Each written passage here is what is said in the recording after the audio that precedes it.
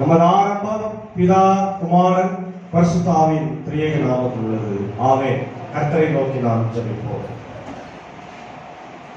துதிகளின் மத்தியிலே மகிமையோடு வீற்றிருக்கிற அன்புள்ள ஆண்டவரே, எங்கள் ராஜாதி ராஜாவே, கர்த்தாதி கர்த்தாவே, இந்த ஆசீர்வதிக்கப்பட்ட மனமகிழ்வான ஆண்டவரே, நவம்பர் மாதம் 2ஆம் நாளுக்காக நாங்கள் நன்றி சொல்கின்றோம். ஆண்டவரே, இந்த மாதத்தை எங்களுக்கு தந்து ஆசீர்வாதமாய் வழிநடத்தி வருகிறேன். நேற்று தினத்திலும் இந்த ஆலயத்தில் வந்து இந்த வசனத்தை கேட்டோம்.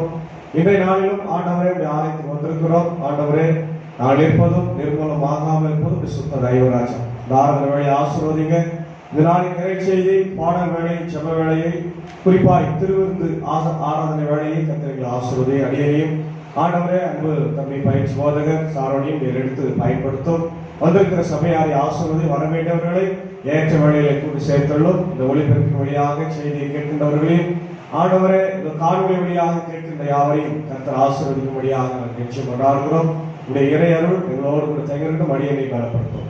இயேசு ராஜாவின் நாமத்தில் ஜெபிக்கிறோம் நல்ல பிதாவே, ஆமென். காலை வேளையிலே ஆண்டவரை துதிக்கும்படியாக 4வது ஞான பாடலாகிய அலங்கார வாசலாலே கோவிலுக்கு போகிறேன் என்ற பாடலை நாம் பாடி தேவனை 4வது ஞான பாடல்.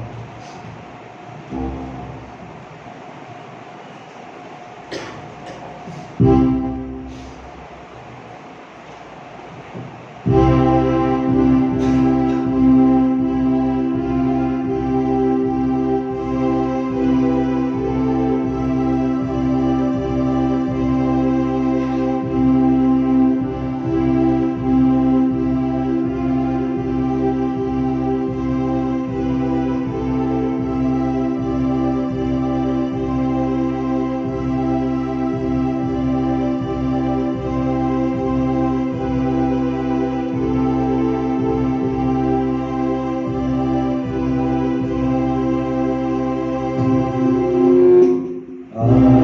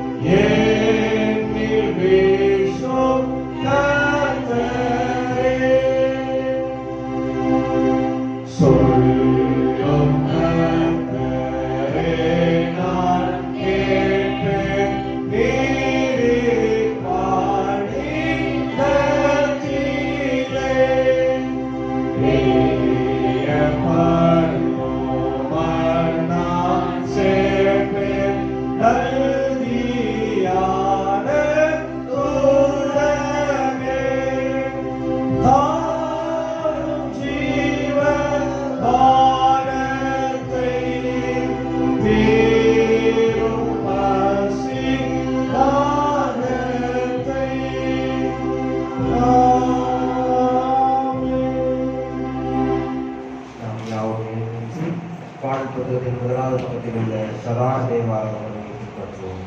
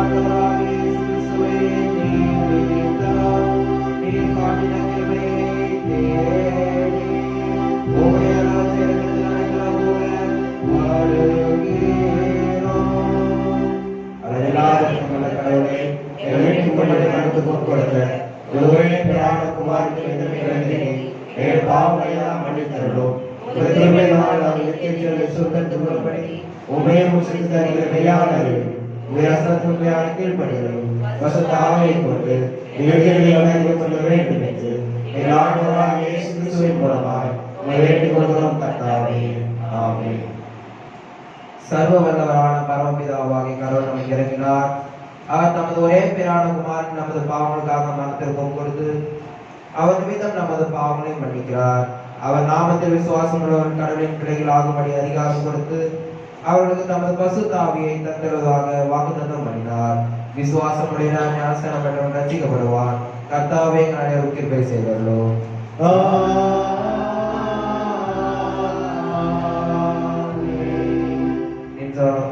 திருத்துவ பண்டிகை பின்னர் இந்த 20வது ஞாயிற்குரிய ஆரம்ப வாக்கியத்தை பின்பற்றும் பாடல் புத்தகத்தின் 109வது பக்கத்தில் உள்ள திருத்துவ பண்டிகை பின்னர் 20வது ஞாயிற்குரிய ஆரம்ப வாக்கியம்.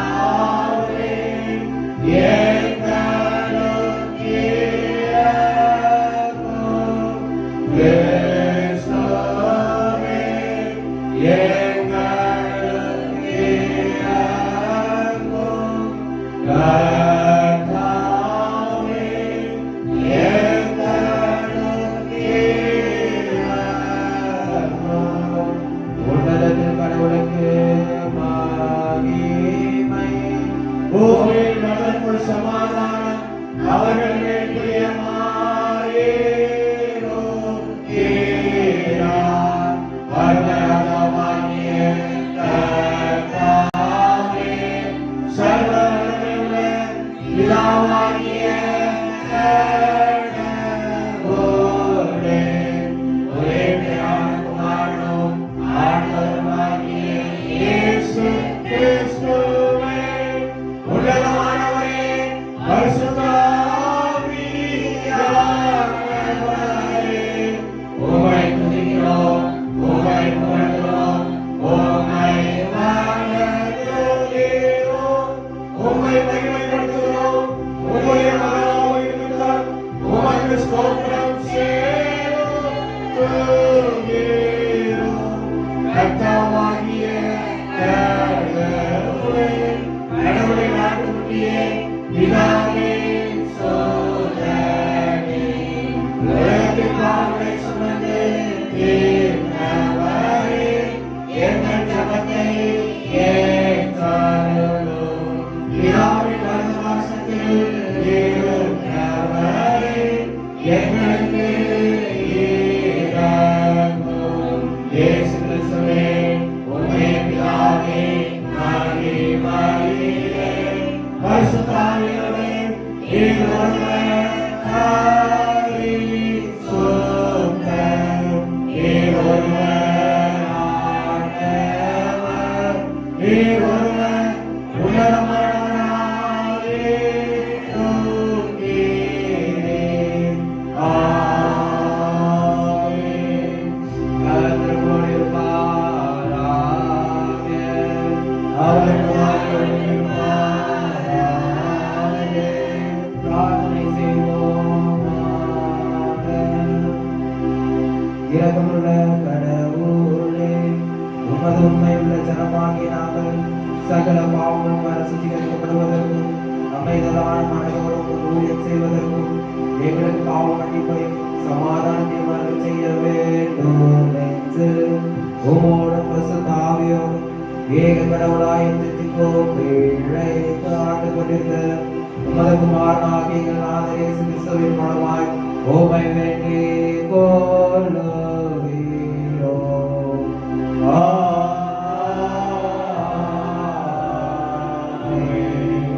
யாரும் உணர்ந்து திருத்துவ பணிக்கு இந்த இருளான நேரத்தில் வேத பகுதியை வாசிக்கிறோம். அதை சங்கீதம் 130.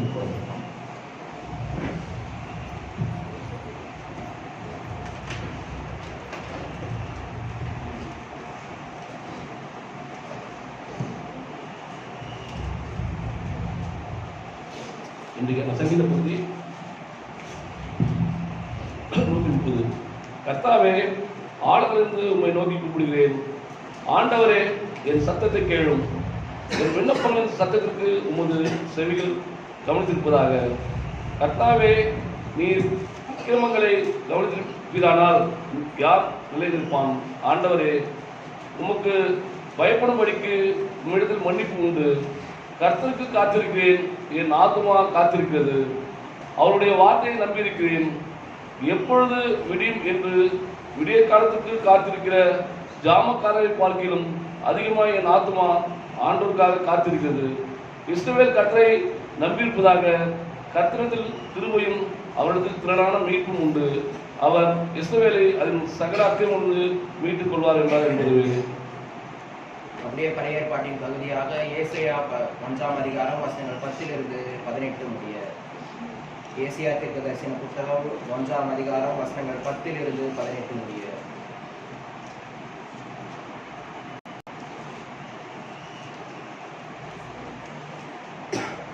இன்றைக்காக வாசிக்க வேண்டிய பழைய ஏற்பாட்டு பகுதி அது ஏசாயா 1ஆம் அதிகாரம் வசனம் 10 - 18 முடிய. சோதோமின் அதிபதிகளே, கர்த்தருடைய வார்த்தையை கேளுங்கள். கொமோராவின் ஜனமே, தமது தேவனுடைய வேதத்துக்கு செவி கொடுங்கள். உங்கள் பலிகளின் திரள் எனக்கு என்னத்துக்கு என்று கர்த்தர் சொல்லுகிறார். ஆட்டுக்கடக்களின் தகன பலிகளும் கொழுத்த மிருகங்களின் ஞானமும் எனக்கு ஆரோக்கியமா இருக்கிறது.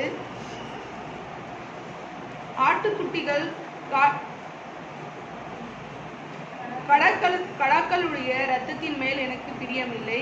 நீங்கள் என் சந்ததியில் வரும்போது என் பிரமாணங்களை இப்படி மிதிக்க வேண்டாம் என்று உங்களிடத்தில் கேட்டது யார்?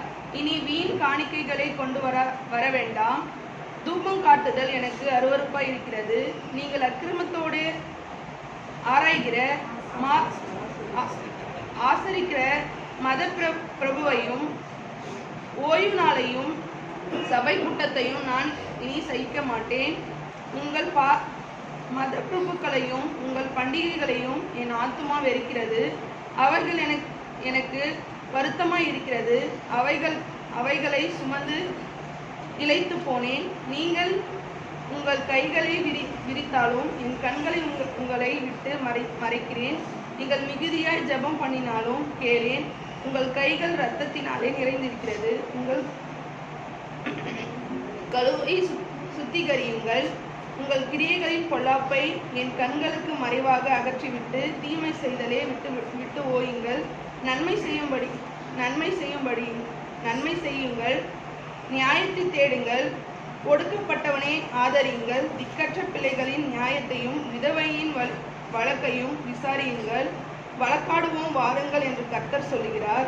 உங்கள் பாவங்கள் சீவரி என்றிருந்தாலும் உறைந்து மலையைப் போல் வெண்மையாகும். அவைகள் இரத்தபார சிவப்பாயிருந்தாலும் பச்சையை போல் ஆகும். இன்றைக்காக வாசிக்க வேண்டிய பழைய ஏற்பாட்டு பகுதி வாசித்து கொள்கிறார். அப்படி நிருப பகுதியாக 2 தெசலோனிக்கே 1ஆம் அதிகாரம் வசனங்கள் 1 5 முடிய தொடர்ந்து 11 12 முடிய.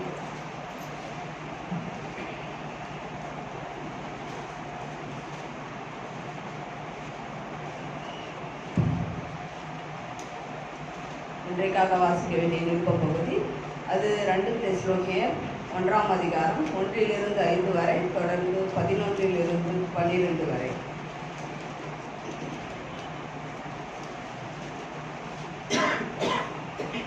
பவுலும் சில்வானும் தீமோத்தேயும் பிதாவாகிய தேவனுக்கும் கர்த்தராகிய இயேசு கிறிஸ்துவுக்குள்ளும் இருக்கிற தெசலோனிக்கேயர் சபைக்கு எழுதுகிறதாவது, நம்முடைய பிதாவாகிய தேவனாலும் கர்த்தராகிய இயேசு கிறிஸ்துவினாலும் உங்களுக்கு கிருபையும் சமாதானமும் உண்டாவதாக. தேவனுக்கு பிரியமான சகோதரரே, உங்கள் விசுவாசத்தின் கிரியையையும் உங்கள் அன்பின் பிரயாசத்தையும் நம்முடைய கர்த்தராகிய இயேசு கிறிஸ்துவின் மேலுள்ள உங்கள் நம்பிக்கையின் பொறுமையையும் நம்முடைய பிதாவாகிய தேவனுக்கு முன்பாக நாங்கள் இடைவிடாமல் நினைவு கூர்ந்து, நீங்கள் தெரிந்து கொள்ளப்பட்டவர்கள் என்று நாங்கள் அறிந்து எங்கள் ஜெபங்களில் இடைவிடாமல் உங்களை குறித்து விண்ணப்பம் பண்ணி உங்கள் எல்லோருக்காகவும் எப்பொழுதும் தேவனை ஸ்தோத்திரிக்கிறோம். எங்கள் சுவிசேஷம் உங்களிடத்தில் வசனத்தோடே மாத்திரமல்ல, வல்லமையோடும் பரிசுத்த ஆவியோடும் முழு நிச்சயத்தோடும் வந்தது. நாங்களும் உங்களுக்குள்ளே இருந்தபோது உங்கள் நிமித்தம் எப்படிப்பட்டவர்களாய் இருந்தோம் என்று அறிந்திருக்கிறீர்களே. 11 12 வரை. உங்களுக்கு தெரிந்திருக்கிறபடி நாங்கள்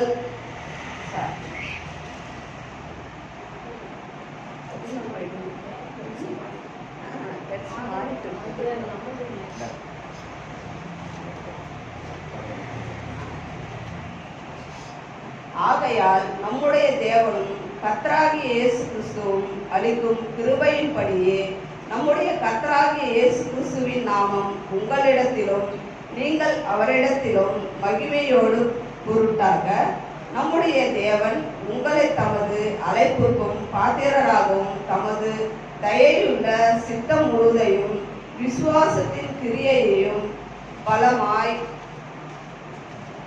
உங்களிடத்தில் நிறைவேற்றவும் வேண்டும் என்று எப்பொழுதும் உங்களுக்காக வேண்டிக் கொள்கிறோம் என்றார் என்பது இதற்காக வாசிக்க வேண்டிய நிருப பகுதி வாசித்து முடிந்தாயிற்று.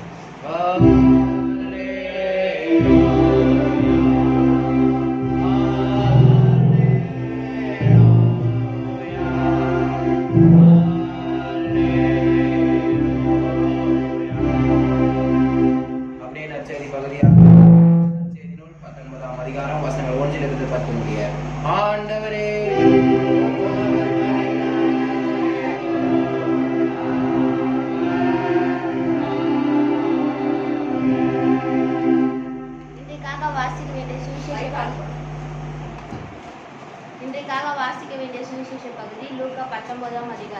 முதல் 10 வரை.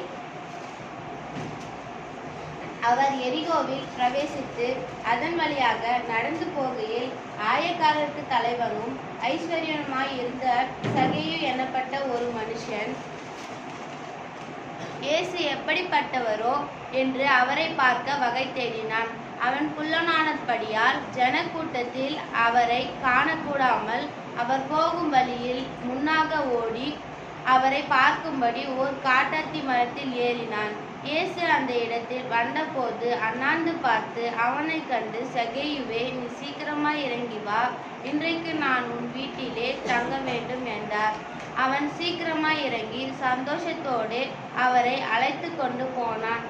அதை கண்ட யாவரும், இவர் பாவியான மனுஷனிடத்தில் தங்கும்படி போனார் என்று முறுமுறுத்தார்கள். சகேயு நின்று கர்த்தரை நோக்கி, ஆண்டவரே, என் ஆஸ்திகளில் பாதியை ஏழைகளுக்கு கொடுக்கிறேன். நான் ஒருவனிடத்தில் எதையாகிலும் அநியாயமாய் வாங்கினதுண்டானால் நாளத்தனையாக திரும்ப செலுத்துகிறேன் என்றான். இயேசு அவனை நோக்கி, இன்றைக்கு இந்த வீட்டுக்கு ரட்சிப்பு வந்தது. இவனும் ஆபிரகாமுக்கு குமாரனாய் இருக்கிறானே. எழுந்து போனதை தேடவும் ரட்சிக்கவுமே மனுஷகுமாரன் வந்திருக்கிறார் என்றார். இன்றைக்காக வாசிக்க வேண்டிய சுவிசேஷ பகுதி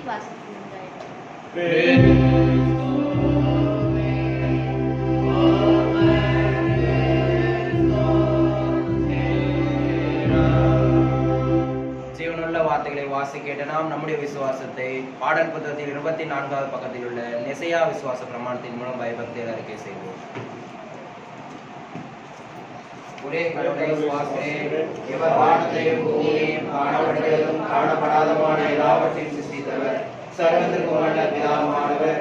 ஒரே ஆண்டவராகிய இயேசு கிறிஸ்துவை விசுவாசிக்கிறேன். இவர் கடவுளுடைய ஒரே பிதாவான குமாரன், சர்வ காலங்களுக்கு முன்னே பிதாவினின்று பிறந்தவர், சிருஷ்டிக்கப்பட்டவர் அல்ல, பிறந்தவரே. கடவுள் என்று கடவுள், ஜோதி என்று ஜோதி, மெய்யான கடவுள் என்று மெய்யான கடவுள், பிதாவோடு ஏக வஸ்துவானவர். இவரை கொண்டு எல்லாம் சிருஷ்டிக்கப்பட்டன. இவர் மனிதராகிய நமக்காகவும் நம்முடைய ரட்சிப்பின் நிமித்தமாகவும் பரலோகத்தில் இறங்கி பரிசுத்த ஆவியினால் கன்னிமரியாத்தில் அவதரித்து மனிதரானார். நமக்காக சிலுவையில் பரிதாபம் பண்ணப்பட்டார். வேத வாக்கியங்களின்படியே 3ஆம் நாள் உயிர் தெழுந்தார். பரலோகத்தில் பிதாவின் வலது பாசத்தில் இருக்கிறார். உயிருள்ளோரையும் மருத்துவரை நியாயமிக்க மகிமையோடு திரும்ப வருவார். இவருடைய ராஜ்யத்திற்கு முடிவில்லை. பரிசுத்த ஆவியை விசுவாசிக்கிறேன். இவர் ஆண்டவர் உயிர்ப்பிக்கிறவருமாமே. இவர் பிதாவினின்று குமாரனின்று புறப்படுகிறவர், பிதாவோடும் குமாரனோடு ஏகமாய் தொழுது மகிமைப்படுத்தப்படுகிறவர், தீர்க்கதரிசிகளை கொண்டு உரைத்தவருமாமே. பரிசுத்தமும் பொதுவான ஒரே அப்போஸ்தல சபை உண்டு என்று விசுவாசிக்கிறேன். பாவ மன்னிப்புக்காக ஒரே ஞானஸ்நானம் உண்டு என்று அறிக்கையிடுகிறேன். மரித்தோர் உயிர்த்தெழுதலையும் வரும் நித்திய ஜீவனை எதிர்பார்த்துக் கொண்டிருக்கிறேன். ஆமென். யாரும் அமர்ந்து பாடல் புத்தகத்தில் 301வது பாடலை பாடுவோம். ஞான பாடலை இரக்கம் பெற்ற என் கர்த்தராலே என்ற பாடலை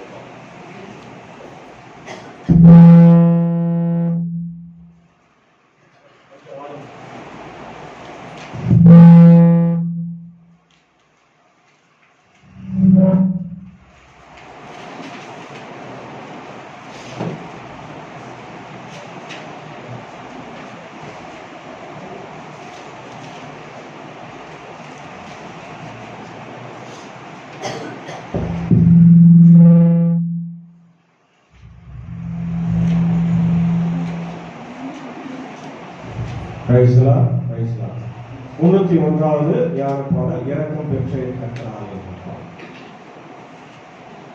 இரக்கம் பெற்ற என் கர்த்தராலே இதற்கு நான் ஏமாத்திரம் எதிர்த்தேனே அதந்தையாலே நான் மீட்கப்பட்ட அற்புதம் ஆத்தாலே பூரித்தடியேன் இரக்கத்தை புகழுவேன்.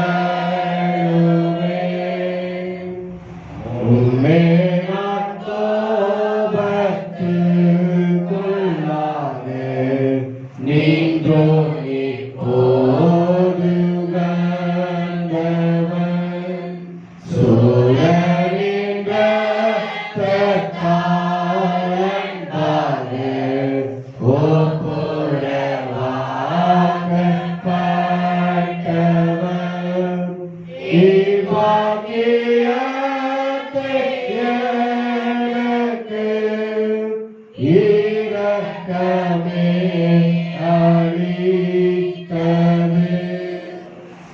உலகத்தாருக்கு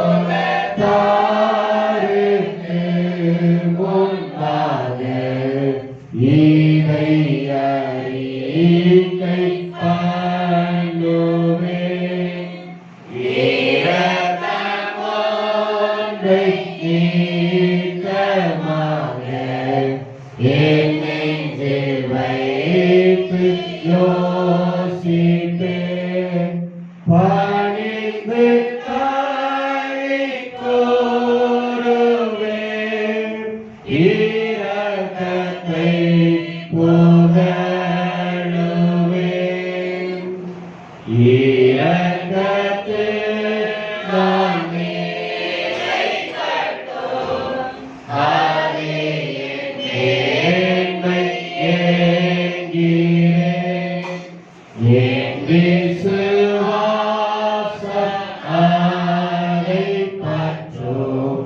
அதை முன்னிட்டு வேண்டுவேன்.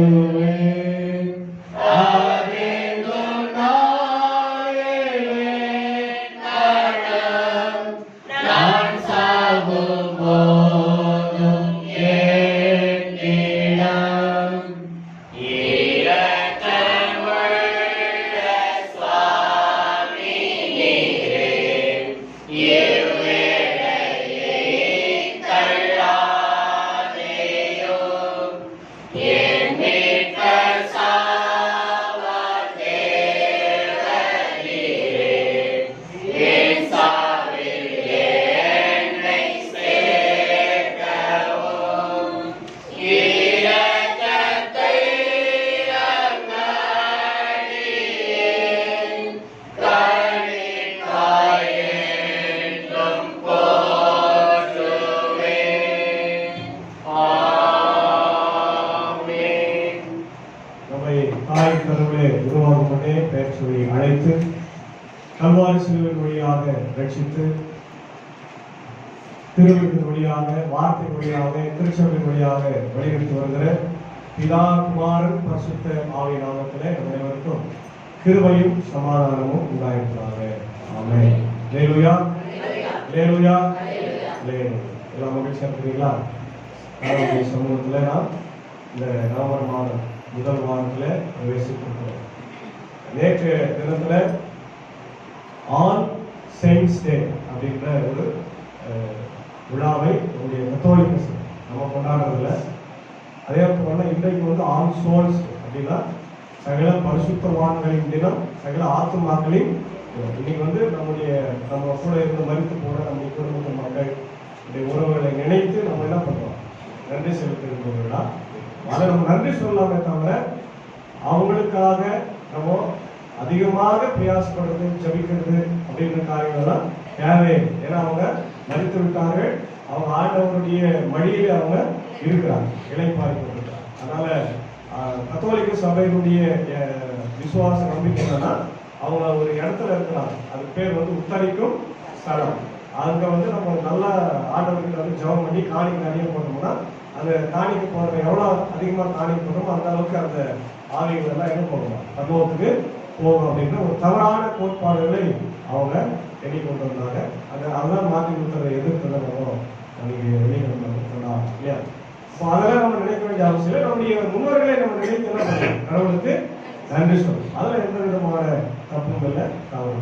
இந்த நாளில நமக்கு தியானிக்கும்படியாக கொடுத்திருக்கிற கடவுளுடைய வார்த்தை ஏசாயா 1ஆம் அதிகாரம் 10 முதல் 18 வசனங்கள் இருக்கின்ற இறை வார்த்தைகள். நாம் ஜெபித்து அவருடைய வார்த்தையை கேட்போம். சோதோமின் அதிபதிகளே, கர்த்தருடைய வார்த்தையை கேளுங்கள். குமராவின் ஜனமே, நமது தேவனுடைய வேதத்துக்கு செவி கொடுங்கள். உங்கள் வரிகளின் திரள் எனக்கு எண்ணத்துக்கு என்று கர்த்தர் சொல்கிறார். ஆட்டுக்கடாக்களின் தகனவரைகளும் கொளுத்த மிருகங்களின் நினமும் எனக்கு அரோசிகமாயிருக்கிறது.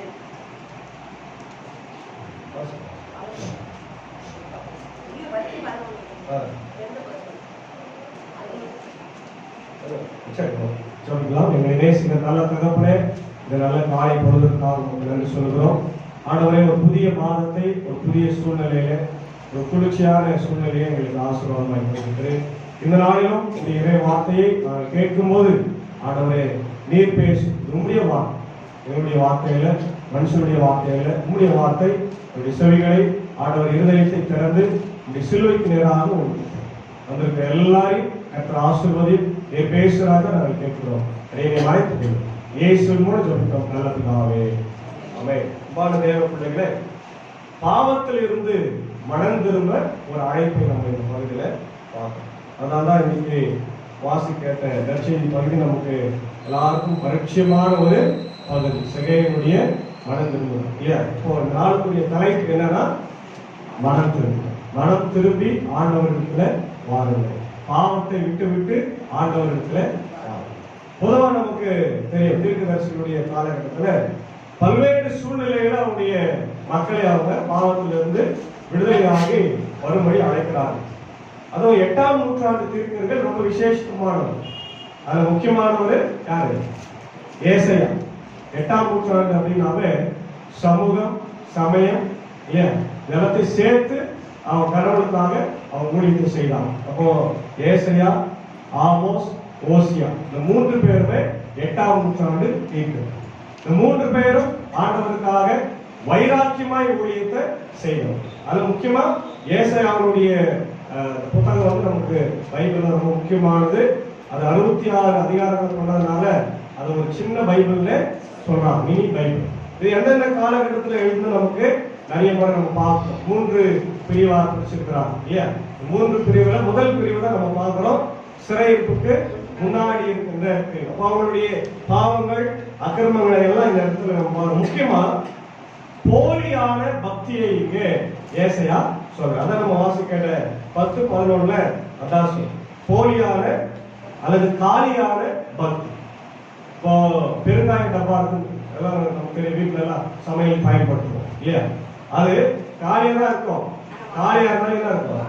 வாசனை. அது வாசனையை வச்சு நம்ம குழம்பு செய்ய முடியுமா? முடியாது. ஏன்? அது மாதிரிதான் நம்முடைய இஸ்ரவேல் மக்களுடைய வாழ்க்கை காலியான போலியான பக்தி நிறைந்த ஒரு வாழ்க்கையாக இருந்தது. அதைதான் ஏசாயா எதிர்க்கிறார். நிறைய அவங்க என்ன செய்தாங்க? சமுதாயங்களை, சடங்குகளை எல்லாம் பின்பற்றினார். அதெல்லாம் கடவுளுக்கு விரோதமான காரியம், அவசியமா இல்லைன்னு சொல்றார் இல்லையா? ஆண்டவர் எதிர்பார்க்கிறது என்ன? உண்மையான பக்தி. உண்மையான பக்தி. நம்ம ரொம்ப நேரம் ஜெபம் பண்றது எங்கேயுமே சொல்லல. ஆண்டவர் ரொம்ப நேரம் ஜெபம் பண்ண சொன்னாரா? கொஞ்ச நேரமா ஜெபம் பண்றான்னு கேட்கிறாங்க. ஏன்?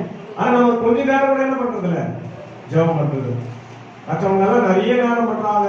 அவங்க ஆண்டவரை தொழுகை செய்வாங்க. டெய்லி கோயில், இந்துக்களுக்கு எல்லாம் டெய்லி கோயில், இஸ்லாமியர்களுக்கு டெய்லி பிரேயர். நம்ம வாரத்தில் ஒரு நாள் ஆண்டவரை தொழுகை செய்வதில் நமக்கு நிறைய என்ன இருக்குது? சிக்கல்கள், பிரச்சனைகள் எல்லாம் இருக்கு. இதுதான் இது பிராக்டிகலா இன்னைக்கு நம்ம வாழ்க்கையில நம்ம என்னென்ன செய்து கொண்டிருக்கிறோமோ அதையெல்லாம் அதை விட இன்னும் அதிகமா என்ன பண்ணாங்க இஸ்ரவேல் மக்கள் செய்யலாம். அதனால ஆண்டவர் முதல்ல எதிர்க்கிறாரு. அதனால அவங்க மக்களுக்கு ஒரு அழைப்பை கொடுக்கிறார் இல்லையா? யாருக்கு அழைப்பு கொடுக்கிறாரு? சோதோமில் இருக்கின்ற தலைவர்கள், அதிபதிகள், யூதாவில் இருக்கின்ற தலைவர்கள், அதிபதிகள். சரி, இந்த சோதோம் அப்படின்னாவே நமக்கு ஒரு ஞாபகம் வரும். லோத்தும் அவருடைய மனைவி இல்லையா? லோத்து நல்லவன் தான், மனைவியே நல்லவன் தான். ஆனா கடவுளுடைய வார்த்தைக்கு கீழ்ப்படிந்த லோத்து மனைவி வராங்க. ஆண்டவர் சொன்னாரு, லோத்துக்கு நீ திரும்பி பார்க்கவே கூடாது, நான் அந்த மக்களை என்ன பண்ண போறேன்? அழிக்க போறேன்னு சொன்னார். இவங்க வராங்க. லோத்துடைய மனைவிக்கு என்ன ஆசை? இந்த சொத்தெல்லாம் போயிடுதுன்னு சொல்லி திரும்பி பார்த்தாங்க. உப்புத்தூளாக மாறி போனாங்க. கடவுள் அந்த சோதம் குமாராவை எப்படி அழித்தாரு? நெருப்பினால, கந்தகத்தினால அழித்தார். வாசிக்கலாமா? ஆதியாகமம் 13:13 வாசி.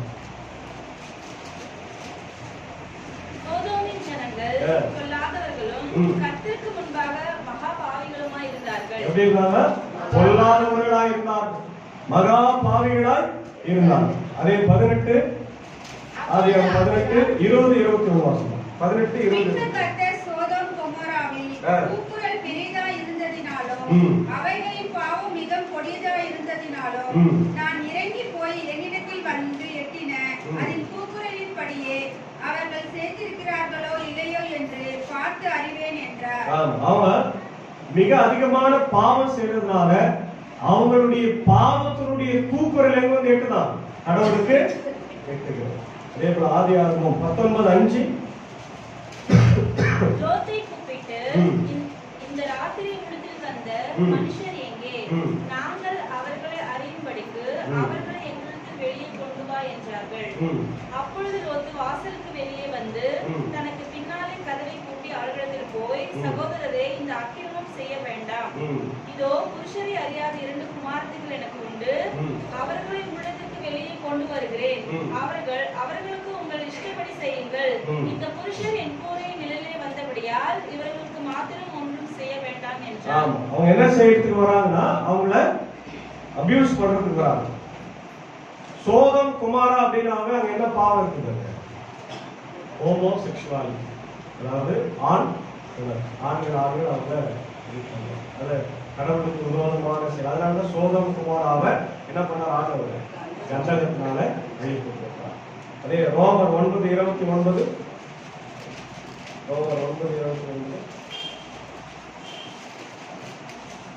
அல்லாமலும் ஏசாயா முன்னே சொன்னபடி சேனைகளின் கர்த்தர் நமக்குள்ளே ஒரு சந்ததியை மீதியாக இருந்தார்கள். நாம் சோதோமை போலாகி குமாராவுக்கு ஒத்திருப்போம். சோதம் குமாராவை போல நம்ம மாறாம இருக்கிறதுக்கு காரணமே ஆண்டவர் நம்மள தனியா என்ன பண்ணிக்கிறார்? பிரிச்சு வைத்திருக்கிறார். அப்போ சோதம் குமாரா அப்படின்னாவே மிகப்பெரிய பாவத்தின் இடமாக கூக்குரலின் இடமா இருந்தது. அப்படிப்பட்ட ஒரு வாழ்க்கையை நாம் வாழக்கூடாது என்பதுதான் முதல் அழைப்பாக கடவுள் கொடுத்தார். மத்தேயு 16:23 திரும்பி பேதுருவை பார்த்து, எனக்கு பின்னாக போ சாத்தானே, நீ எனக்கு இடரலாய் இருக்கிறாய்.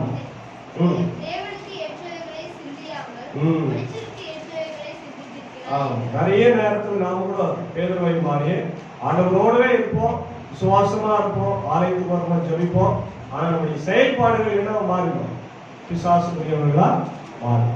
ஆண்டவர் எச்சரிக்கிறார், அப்படி இல்லை, நீங்க என் கூட வாங்க, என்னுடைய சிந்தனைகளை நீங்க பின்பற்ற வேண்டும், என் வார்த்தையை பின்பற்ற வேண்டும். முதல் பகுதியில என்ன சொல்றாருன்னா, சோதோம் குமாராவை போல நீங்க என்ன பண்ணாதீங்க, இருக்காதீங்க. இரண்டாவது 11:12 என்ன சொல்றாரு? வாசுங்க. உங்கள் பலிகளின் திரள் எனக்கு என்னத்துக்கு என்று கர்த்தர் சொல்கிறார். ஆட்டுக்கடாக்களின் தகன பலிகளும் கொழுத்த மிருகங்களின் நினமும் எனக்கு அரோசிகமாய் இருக்கிறது. காளைகள் கடாக்களுடைய ரத்தத்தின் மேல் எனக்கு பிரியமில்லை. நல்லா கவனிங்க. பழைய ஏற்பாடுனாவே என்னதான்? பலிகள் தான். பலிகள் இல்லாம ஒண்ணும் இல்லை. புதிய ஏற்பாட்டுல ஏசாமி நம்ம சொன்னார், ரத்தம் சிந்துதல் இல்லாம பாவம் மன்னிப்பே இல்லை இல்ல. ஆனா இங்க என்ன சொல்றாருன்னா, உங்களுடைய பலிகளும் உங்களுடைய காளைகளும் நீங்கள் சிந்துகிற ரத்தத்தோடு எனக்கு என்ன இல்லை, ஏன் புரியல? கடவுளுக்கு விரோதமான காரியங்களை நீங்க செய்துட்டு அதை நீங்க சரி பண்றதுக்காக என்ன பண்றீங்க? பலி செலுத்துறீங்க. அது எனக்கு புரியவில்லை. அதுக்கு பேர் தான் என்னது? போலியான பக்தி. பாவமும் செஞ்சிருது, அது போகிறதுக்கு ஆண்டவர்கிட்ட இந்த காளைகளையும் ரத்தத்தையும் ஆண்டவருக்கு கொடுக்கும். அப்போ ஆண்டவர் கேட்கிறார், நான் காளைகளுடைய கறியை சாப்பிடறதா, ரத்தத்தை குடிக்கிறதா, எனக்கு எதுக்கு? எனக்கு தேவையானது என்னது?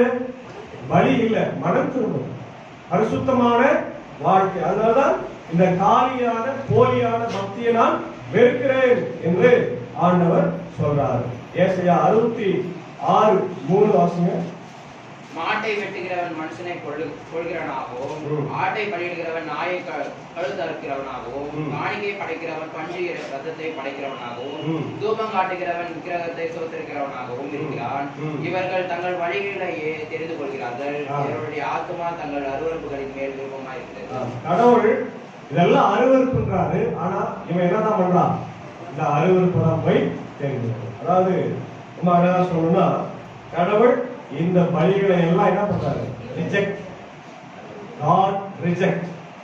இந்த ரிஜெக்ட் இந்த ஆங்கில வார்த்தை ரொம்ப நமக்கு பவர்ஃபுல்லா இருக்கு இல்லையா? இப்போ நம்ம ஒரு இன்டர்வியூ போறோம், எல்லாரும் 10 பேர் போறோம், 8 பேர் பாஸ் ஆயிட்டாங்க, 2 பேர் ஃபெயில் ஆயிட்டாங்க. அப்போ அவங்க உள்ள இருக்கிறத வந்து பியூன் வந்து சொல்றாங்க, 2 பேர் என்ன பண்றாங்க? அப்போ அது சந்தோஷமா ஏற்றுக்கணுமா? இல்லை. அதே மாதிரி கடவுள் நம்முடைய பலிகளை, நம்முடைய காணிக்கைகளை ஏற்றுக்கொள்ளவில்லை என்றால் நம்ம எவ்வளவுதான் பக்தியா இருந்தாலும் விசுவாசமா இருந்தாலும் அது பிரயோஜனம் இல்லை. ஏன் அப்படின்னா அது போலியான பக்தி. அந்த போலியான பலி செலுத்துதல், போலியான பக்தியை கர்த்தர் வேண்டான்னு சொல்ற. நீ நேர்மையா செய்வோம், எது செஞ்சாலும் என்ன பண்ணு, ஆண்டவருக்கு உண்மையா இரு. அதான் நம்ம எரேமியாவை தான் சொல்றாரு. எரேமியா 7:21 முதல் வாசிப்போம். எரேமியா 7:21. இஸ்ரவேலின் தேவனாகிய சேனைகளின் கர்த்தர் சொல்கிறது என்னவென்றால், உங்கள் தகன பலிகளை மற்ற பலிகளோடும் கூட்டி இறைச்சியை சாப்பிடுங்கள். நான் உங்கள் பிதாக்களை எகிப்து தேசத்திலிருந்து அழைத்து வந்த நாளிலே தகன பலியை குறித்தும் மற்ற பலிகளை குறித்தும் நான் அவர்களோடு பேசினதையும் கட்டளையிட்டதை பார்க்கிலும் என் வாக்குகளுக்கு செவி கொடுங்கள். அப்பொழுது நான் உங்கள் தேவனாய் இருப்பேன், நீங்கள் என் ஜனமாய் இருப்பீர்கள். நான் உங்களுக்கு கற்பிக்கும் எல்லா வழியிலும் நீங்கள் உங்களுக்கு நன்மை உண்டாகும்படி நடவுங்கள் என்கிற விசேஷத்தை அவர்களுக்கு சொல்லி கட்டளையிட்டேன். பலியை பார்க்கலும் இது முக்கியமா, கீழ்ப்படிதல். பலியை பார்க்கலும் கீழ்ப்படிதல் உத்தமம் தான் வேதம் சொல்லுது. பலி முக்கியம் தான், ஆனா நீ பலி செலுத்திட்டு கீழ்ப்படியாம இருந்தேன்னா அது ஆண்டவருக்கு பிரயோஜனம் இல்லை. பலியை பார்க்கலும் கீழ்ப்படிதல் உத்தமம். நீ பலி செலுத்துகிற போது கீழ்ப்படிந்து வாழும் அப்படின்னு எரேமியாவும் சொல்றார். ஓசையா 6ஆம் அதிகாரம் 6ஆம் வசனம். ஓசையா இரக்கத்தையே விரும்புகிறேன். ஆமென். பலியை அல்ல, யார் மேல இரக்கம் காட்டணும்? சக மனிதன் மேல இரக்கம் காட்டணும். பலி செலுத்துகிறதை விட பலி, பழைய பாட்டில் பலின்றது ரொம்ப முக்கியம். கடவுளுக்கு எல்லாரும் செலுத்தணும். கோயிலுக்கு போகும்போது எல்லாருமே என்ன பண்ணுவாங்க, பலி பொருளை எடுத்துட்டு போவாங்க. ஏசாமி காலம் வரையில் அது இருந்தது. யூதர்கள் கிறிஸ்தவர்களா மாற வரைக்கும், கிறிஸ்தவங்களா மாறினவுடன் அவங்க பலி செலுத்த வேண்டிய அவசியம். ஏசாமியே பலி செலுத்தினார் இல்லையா? ஒரு ஜோடி காட்டுப்புறாவை கொண்டு போய் அவங்களுடைய அந்த இதுக்கு தக்க எக்கனாமிக் அவங்களுடைய பொருளாதாரத்துக்கு ஏற்றவாறு செலுத்தினார். சில பேர் மாடு செலுத்துவாங்க, ஆடுகளை செலுத்துவாங்க, அவங்களுடைய பணம் இதை பொறுத்து இல்லையா? இப்ப ஏசாமி கொஞ்சம் ஏழையா இருந்ததுனால 2 ஜோடி காட்டுப்புறாவை கொண்டு போய் செலுத்துவோம். பலி செலுத்துவது கட்டாயம் தான், ஆனா பலியை விட எது முக்கியன்றாரு. முதல்ல கீழ்ப்படுதல் பார்த்தோம், அப்புறம் முதல்ல மனதிரும்புதல் பார்த்தோம், அப்புறம் கீழ்ப்படுதல். இப்ப என்ன சொல்றாரு? இறக்கம் யார் மேல?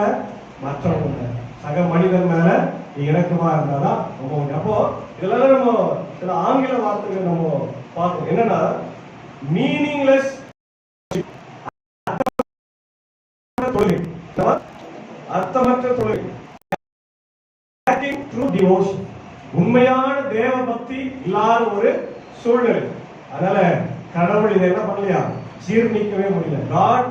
God did not digest. இல்லையா? இது ஒரு டிஸ்கஸ் அப்படின்றார்.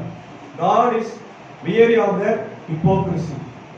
இந்த மாய்மாலத்தை பார்த்து கடவுளை என்ன ஆயிட்டாரா, சோர்ந்து போயிட்டார். கடவுள் என்ன ஆயிட்டாரா, ஏன்னா உண்மையற்ற பக்தியா இருக்கிறாங்க, ஒரு பயங்கரமான விசுவாசம் இல்லாத மக்களா இந்த சந்ததி இருக்கிறாங்கன்னு சொல்லி வேதனைப்படுகிற அளவுக்கு அந்த மக்கள் நடந்து கொண்டதாக நம்ம பார்க்கிறோம் இல்லையா? அதுக்கப்புறம் வாசனை, வீண் காணிக்கைகளை கொண்டு வர வேண்டாம். தூபம் காட்டுதல் எனக்கு அருவருப்பா இருக்கிறது. நீங்கள் அக்கிரமத்தோடு ஆசரிக்கிற மாத பிறப்பையும் ஓய்வு நாளையும் சபை கூட்டத்தையும் நான் இனி சகிக்க மாட்டேன். உங்கள் மாத பிறப்புகளையும் உங்கள் பண்டிகைகளையும் என் ஆத்மா வெறுக்கிறது. அவைகள் எனக்கு வருத்தமா இருக்கிறது. அவைகளை சுமந்து இழந்து போனேன். நீங்கள் உங்கள் கைகளை விரித்தாலும் என் கண்களை உங்களை விட்டு மறைக்கிறேன். நீங்கள் மிகுதியாய் ஜெபம் பண்ணினாலும் கேளேன். உங்கள் கைகள் ரத்தத்தினால் நிறைந்திருக்கிறது. எவ்வளவு குற்றச்சாட்டுகள் ஆண்டவர் அடிக்கிறே போராடுப்பா இல்லையா? நம்ம வாழ்க்கையில நம்ம கடவுளுக்கு செய்கின்ற முக்கியமா நம்ம கொடுக்கிற காணிக்கைகளை வேண்டான்றாரு. தூபம் காட்டுதல் பழைய ஏற்பாட்டில் அது ஒரு மிக முக்கியமான நிகழ்வு. ஆலயத்துக்குள்ள ஆசாரியர் மட்டும் என்ன பண்ணுவாரு, பெரிய தூபம், அதாவது நம்ம இது கோயிலெல்லாம் காட்டுறாங்க இல்லையா, அந்த தூபம், அந்த மாதிரி அவங்க பெரிய ஒரு விளக்கு வச்சு 7 இது இருக்காது ஸ்டாண்ட். அந்த 7 ஸ்டாண்ட்ல மெழுகுவர்த்தி வச்சு அல்லது விளக்குகளை வச்சு சாம்பிராணி எல்லாம் போட்டு அவங்க தூபம் காட்டுவாங்க. அதையும் அவருக்கு வேண்டாம்னு சொல்றாங்க. அதே இதெல்லாம் கடவுள் விரும்புறது, அதையும் வேண்டான்றார் பாருங்க இல்லையா? அப்புறம் என்ன சொல்ற, அதெல்லாம் அருவருப்பா இருக்குது. ஏன்னா நீங்க என்ன பண்றீங்க, அதெல்லாம் உங்க அக்கிரமத்தோட அதெல்லாம் செய்றீங்க, பாவம் செய்துட்டு செய்றீங்க. மாத பிறப்பையும் ஓய்வு நாளையும் சபை கூட்டங்களையும் நான் என்ன பண்றேன், வெறுக்கிறேன், சகிக்க மாட்டேன். இல்லையா? மாத பிறப்பு பண்டிகை, மாத பிறப்புல பண்டிகை கொண்டாடுறாங்க, அதையும் அதே போல அவைகளை நான் சுமந்து இழைத்து போனேன். ஏன்னா உங்கள் கைகள் என்ன இருக்குது? பாவத்தினால நிறைந்திருக்கிறது, உங்க கைகள் ரத்தத்தினால நிறைந்திருக்கிறது. அதனால நீ எவ்வளவுதான் ஜெபம் பண்ணாலும், மிகுதியாய் ஜெபம் பண்ணா கூட என்ன பண்ண மாட்டாங்க? கேட்கவே மாட்டேன். அப்போ ஆண்டவர் அவரே நிறைய காரியங்களை சொன்னாரு, அவரே சில காரியங்களை நாங்க வெறுக்கிறேன் என்று சொல்றார். ஆமோஸ்லயே அதான் சொல்றார் பாரு. ஆமோஸ் 5ஆம் அதிகாரம் 21 - 24. உங்கள் பண்டிகைகளை பகைத்து வெறுக்கிறேன், உங்கள் ஆசரிப்பு நாட்களில் எனக்கு பிரியமில்லை. உங்கள் தகன பலிகளையும் போஜன பலிகளையும் எனக்கு படித்தாலும் நான் அங்கீகரிக்க மாட்டேன். கொழுமையான உங்கள் மிருகங்களின் ஸ்தோத்திர பலிகளையும் நான் நோக்கி பார்க்க மாட்டேன். உன் பாட்டுகளின் இரைச்சலை என்னை விட்டு அகற்று, உன் வீணைகளின் ஓசையை நான் கேட்க மாட்டேன். நியாயம் தண்ணீரை போலவும் நீதி வற்றாத நதியை போலவும் புரண்டு வர கடவது. ரொம்ப அழகா சொல்றாருப்பா. ஏன் உங்களுடைய பண்டிகைகள், உங்களுடைய ஜபங்கள், உங்களுடைய பாட்டுக்கள், ஓய்வு நாள் தொழுகை, வர்ஷிப்பு எதுவுமே எனக்கு என்ன இல்லை, பிரியமில்லையா? நீங்க செய்யறது எல்லாமே அக்கிரம சிந்தையோடு, அக்கிரம காரணத்தோடு செய்யும். அதெல்லாம் எனக்கு விருப்பமே இல்லை, அதெல்லாம் நான் ஏற்றுக்கொள்ள மாட்டேன். அதே போல மீகா 6ஆம் அதிகாரம் 6 - 8 வாசம். எண்ணத்தை கொண்டு நான் கர்த்தருடைய சந்நிதியில் வந்து உன்னதமான தேவனுக்கு முன்பாக பணிந்து கொள்வேன். தகன பலிகளை கொண்டும் ஒரு வயது கன்றுக்குட்டிகளை கொண்டும் அவர் சந்நிதியில் வர வேண்டுமோ? ஆயிரங்களான ஆட்டுக்கடாக்களின் பேரிலும் எண்ணெயாய் ஓடுகிற 10,000களான ஆறுகளின் பேரிலும் கர்த்தர் பிரியமாய் இருப்பாரோ? என் அக்கிரமத்தை போக்க என் முதல் பேரானவனையும் என் ஆத்துமாவின் பாவத்தை போக்க என் கர்ப்ப கனியையும் கொடுக்க வேண்டுமோ? மனுஷனே, நன்மை இன்னதென்று அவர் உனக்கு அறிவித்திருக்கிறார். நியாயம் செய்து இரக்கத்தை சிநேகித்து தேவனுக்கு முன்பாக தாழ்மையாய் நடப்பதை அல்லவோ அல்லாமல் வேறு எண்ணத்தை கர்த்தர் உன்னிடத்தில் கேட்கிறார். என்ன கேட்கிறாரா? மனத்தாழ்மையோடு நடக்க வேண்டும். வேற எதையுமே திரளான ஆடு ரத்தம் பலி எதுவுமே நான் கேட்கலப்பா. நான் உங்களுக்கு நல்லது எதுன்னு சொல்லிட்டுக்கிறேன். உனக்கே தெரியும் என்னன்னா, சத்தியத்தை பேசு, உண்மையா இரு, மனத்தாழ்மையோடு சக மனிதனை நேசி. அது குறிச்சு வச்சு அதுதான் ஆண்டவர் நம்ம கிட்ட எதிர்பார்க்கிற மிக மிக முக்கியமான விஷயம். இதுதான் பிற்காலத்துல ஏசாமி மத்தேயு சுவிசேஷம் 23ஆம் அதிகாரம் 1 - 39.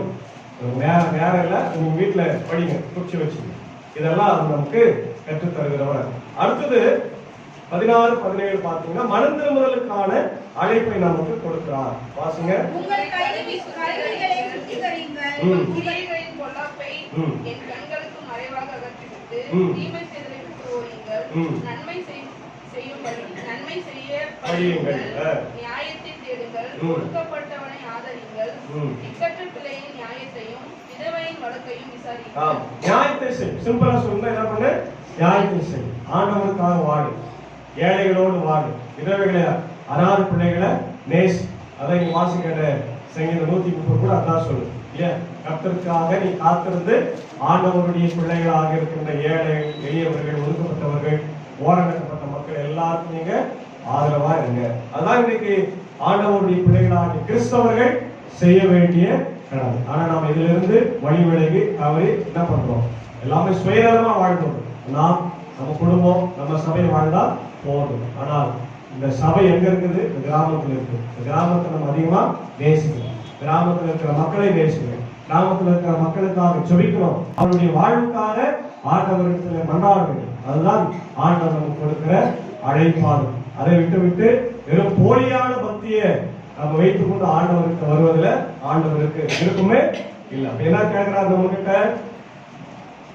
தீமையிலிருந்து வெளியே வா, இல்லையா? நியாயத்தை கேடு. 2 வார்த்தை ரொம்ப ரொம்ப முக்கியம். சங்கீதம் 82:3 வாசிங்க. ஏழைக்கும் திக்கற்ற பிள்ளைக்கும் நியாயம் செய்து சிறுமைப்பட்டவனுக்கும் திக்கற்றவனுக்கும் நீதி செய்யுங்கள். நீதி செய், ஏழைகளை காப்பாற்றுங்கள். உபாகமம் 14:29. உபாகமம் 14:29. லேவியனுக்கு உன்னோடே பங்கும் சுதந்திரமும் இல்லாதபடியினால் அவனும் உன் வாசல்களில் இருக்கிற பரதேசியும் திக்கற்றவனும் விதவையும் வந்து புசித்து திருப்தி அடைவார்களாக. அப்பொழுது உன் கை செய்யும் வேலையெல்லாம் உன் தேவனாகிய கர்த்தர் உன்னை ஆசீர்வதிப்பார். ஆமென். பாத்தீங்களா? வீட்டு வாசற்படியில் இருக்கிற லேவியர், ஏழைகள், பரதேசிகள் யாரா இருந்தாலும் அவங்களுக்கு என்ன செய்யணுமா? உதவி. ஆமோஸ் 5:14-15. நீங்கள் பிழைக்கும்படிக்கு தீமை அல்ல, நன்மையை தேடுங்கள். அப்பொழுது நீங்கள் சொல்லுகிறபடியே சேனைகளின் தேவனாகிய கர்த்தர் உங்களோட இருப்பார். நீங்கள் தீமையை வெறுத்து நன்மையை விரும்பி ஒளிமுக வாசலில் நியாயத்தை நிலைப்படுத்துங்கள். ஒருவேளை சேனைகளின் தேவனாகிய கர்த்தர் யோசேப்பிலே மீதியானவர்களுக்கு இறங்குவார். நீதியை, நியாயத்தை செய்தாலும் திருப்பி திருப்பி அதுதான். அப்ப இஸ்ரவேல் மக்கள் சிறையிருப்புக்கு போறதுக்கு என்ன காரணம்? அவனுடைய போலியான பக்தி, கடவுளுக்கு விரோதமான காரியங்கள், தேவையற்ற பலிகள், தேவையற்ற பண்டிகைகள், தேவையற்ற ஆராதனைகள், இதெல்லாம் கடவுள் என்ன பண்றாரு? அருவருக்கின்றார். அதான் முக்கியம். அதை ஆண்டவர் ஏற்றுக்கொள்ளவே இல்லை. அப்போ நம்ம வாழ்க்கையில நம்ம எப்படியா இருந்து இன்னைக்கு ஆண்டவருடைய ஆலயத்துக்கு வருகிறோம், ஆண்டவருடைய ஆராதனைகளை பங்கு பெறுகிறோம், நம்முடைய காணிக்கைகளை நம்ம முழு மனதோட உண்மையாக கொடுக்கிறோமா? யோசிப்பார். காணிக்கை கொடுக்கும் போது எப்படி இருக்கு? நம்ம உள்ளோம் தூய்மையா இருக்கு. ஆண்டவருக்காக அதை நம்ம கொடுக்கும்படியாக நம்ம உள்ளம் தூய்மையா இருக்கிறோம். மற்றவர்கள் மேல அன்பா இருக்கும். அதுதான் ஆண்டவர் எதிர்பார்க்கும். ஏன்னா இந்த பணத்தை எல்லாம் தரவரை யாருமா? ஏசாமி, கடவுள் தானே இல்லையா?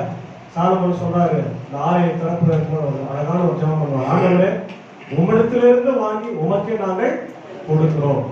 ஊழியத்திற்கு நம்ம கொடுக்கிறோம். சரியா? இப்ப நீ வாசிக்கிட்ட எல்லா பகுதிகளிலுமே அதான் நமக்கு இடைப்பட்ட. முக்கியமா சகீரனுடைய வாழ்க்கை. நிறைய பணம் வாங்கலாம், சேர்த்து வைக்கலாம். ஆனா அந்த பணத்தினால அவனால என்ன பண்ண முடியல? சமாதானத்தையும் சந்தோஷத்தையும் மகிழ்ச்சியும் நண்பனையும் உறவையும் வாங்கவே, ஒரு சில காரியங்களை காசுனால என்ன பண்ண முடியாது? வாங்கவே எப்பவுமே முடியாது. அதனால பணம் மட்டுமே நம்முடைய வாழ்க்கையை தீர்மானிக்கிறது கிடையாது. ஆண்டவருடைய ஆசீர்வாதம், அன்பு, மனித நேயம், சக மனிதனை நேசிக்கிறது, நீதியை செய்கிறது, நியாயத்தை செய்கிறது, இதுதான் நம்முடைய வாழ்க்கையில அமைதி, சமாதானத்தை தருவது. அதனால அவன் எங்க தேடி வரான்? ஏசாமிக்கு தான் இதெல்லாம் கிடைக்கிறது. தேடி வரான். ஆண்டவர் அவனை ஏற்றுக்கொள்கிறார். அவன் போகும்போதே சொல்லிட்டான், ஆண்டவரே, என் ஆஸ்தியில் பாதி ஏழைகளுக்கு கொடுக்கிறேன். எவ்வளவு ஏமாத்தி வஞ்சித்து வச்சிருந்தா அதை நான் என்ன பண்றேன்? 4 மடங்காக தருகிறேன். சொன்ன ஆண்டவர் சொல்றாரு, இப்ப நீ கிளீன் ஆயிட்டுப்பா, நீ மனது இருந்துட்ட, நீ பாவத்தை அறிக்கையிட்ட, அதனால நீ ஆபிரகாமின் குமாரனா இருக்கிறதுனால நீயே என்னுடைய பிள்ளையா இருக்கிற. எழுத போனதை தேடவும் ரட்சிக்கவுமே அவனை ஏற்றுக்கொள்ள. அவன் பாவத்தை அறிக்கை செய்யறான். அவன் பாவத்தை அப்படியே வச்சுன்னு இல்லை, அந்த பணத்தை எல்லாம் வச்சுன்னு இல்லை, அதை என்ன பண்றான்? அவன் டிஸ்போஸ் பண்றான், வெளியே தூக்கி போட்டுறான். தேவையில்லாத வீட்டுல குப்பையெல்லாம் டெய்லி சேர்த்து வச்சா என்ன ஆகும்? அழுகி போன காய்கறி, அழுகி போன நம்ம சாப்பிட வச்சு மீற தண்ணி எல்லாம் ஊத்தி வீட்டிலேயே வச்சிருந்தா என்ன ஆகும்? என்ன ஆகும் சொல்லுங்க எல்லாரும். அதேதான் நம்ம மனசு தேவையற்ற அழுக்குகளை வைத்துக் கொண்டிருந்தால் நம்முடைய மனசு என்ன அல்ல? தொட்டி, குப்பை தொட்டி அல்ல. நம்ம மனசு இயேசுவை வாழ்ற வீடு, இடம் இல்லையா? அதனால அந்த இடத்தை தூய்மையாக நம்ம வைக்க வேண்டும். அவர் எதிர்பார்க்கிற வாழ்வை வாழ வேண்டும். ஆனால் இந்த நவம்பர் மாதம் முழுவதுமா இந்த வார்த்தைகளினாலே ஆண்டவருக்கு பிரியமுள்ள வாழ்க்கை வாழ. எப்படிப்பட்ட வாழ்க்கை வாழணும்? மனம் திரும்புதலுக்கு ஏற்ற வாழ்க்கை. போலியான பக்தி இல்லை, உண்மையான பக்தி, உண்மையான மனம் திரும்புதல், தீமையிலிருந்து வெளியே வந்து ஆண்டவருடைய பிள்ளைகளாய் வாழ தூயாவியானவர் இந்த நாளிலே நமக்கு உதவி செய்து காப்பானாக. ஆமென்.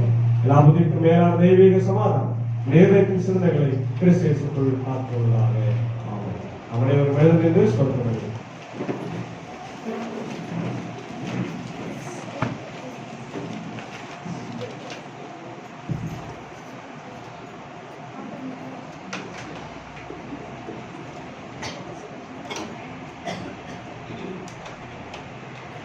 கடவுளே, சுத்த இருதயத்தை என் மேலே சேரும்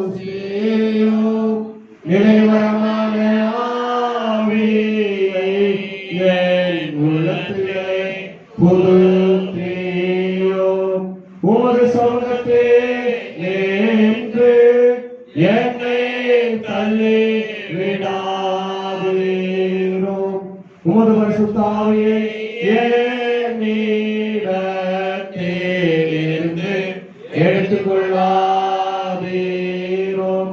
உமது இரட்சணிய சந்தோஷத்தை தேரும்பாலும் எனக்கு தாரும். உற்சாகமான ஆவி என்னை தாங்கும்படி செய்யும். ஜெபிப்போம். சர்வத்திற்கும் வல்ல நித்திய கடவுளே, மனுபுத்திரர் அனைவராலும் அஞ்சப்படத்தக்கவரே, இது யார் ஒரு புண்ணியமும் பாத்திரமும் இல்லாத எங்களுக்கு தந்தரளின கணக்கற்ற ஆத்தும சரீர நன்மைகளுக்காக உங்களுக்கு தாழ்மையாய் மனமார்ந்த நன்றி செலுத்துகிற ராஜா. இந்த நாளிலும் இப்படி வார்த்தையினாலே எங்களை போஷித்து போலியான பக்தி